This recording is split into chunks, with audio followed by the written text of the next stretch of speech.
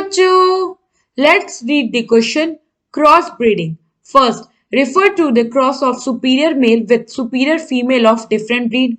Second, help to accumulate desired gene of two breeds in a progeny. Third, progeny with desired character may be used for commercial production. Which of the statement given above are correct? Option A 1 and 2, option B 1 and 3, option C 2 and 3, and option D 1 2 3. So question में हमसे क्या पूछा है कि cross breeding के difference में कुछ statement दी गई है, हमें बताना है कि इनमें से कौन से करेक्ट स्टेटमेंट है। सो हम एक एक करके हमारे सारे स्टेटमेंट्स को रीड आउट करते हैं। पहला स्टेटमेंट क्या कह रहा है कि reference to the cross of superior male with superior female of different B, मतलब कि जो सुपीरियर मेल है, सबसे पहले हम क्रॉस ब्रीडिंग समझते हैं। क्या क्रॉस ब्रीडिंग में क्या होता है? Different breed animals are mated.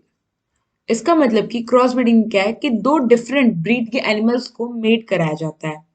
तो फर्स्ट स्टेटमेंट क्या कह रहा था कि सुपीरियर मेल जो होता है वो एक ब्रीड का क्रॉस करता है superior female of different breed के साथ। यहां आप देखोगे कि मेल और फीमेल दोनों सुपीरियर है एज वेल एज वो डिफरेंट ब्रीड के। तो अगर डिफरेंट ब्रीड के हो गए इसका मतलब वो क्रॉस ब्रीडिंग रेफर कर रहा है, तो ये स्टेटमेंट हमारा करेक्ट है। नाउ सेकंड स्टेटमेंट देखें तो ये कह रहा है कि क्रॉस ब्रीडिंग हेल्प करता है कि हम एक्युमुलेट कर सके डिजायर्ड जीन को दो ब्रीड की इन अ प्रोजेनी में। हाँ, तो ये भी हमारा करेक्ट स्टेटमेंट है। क्यों क्यों कभी भी दो डिफरेंट ब्रीड को क्यों क्रॉस कराते हैं? ताकि अगर उस ब्रीड के उस एनिमल में अगर कुछ ज्यादा पोटेंशियल है या फिर उसका कॉमर्शियल जो प्रोडक्ट हमें मिल सकता है वो ज्यादा वैल्यूएबल है तो हम उनकी क्रॉस कराएंगे। तो यही ना हुआ कि हम डिजायर्ड जीन को एक्युमुलेट कर सके।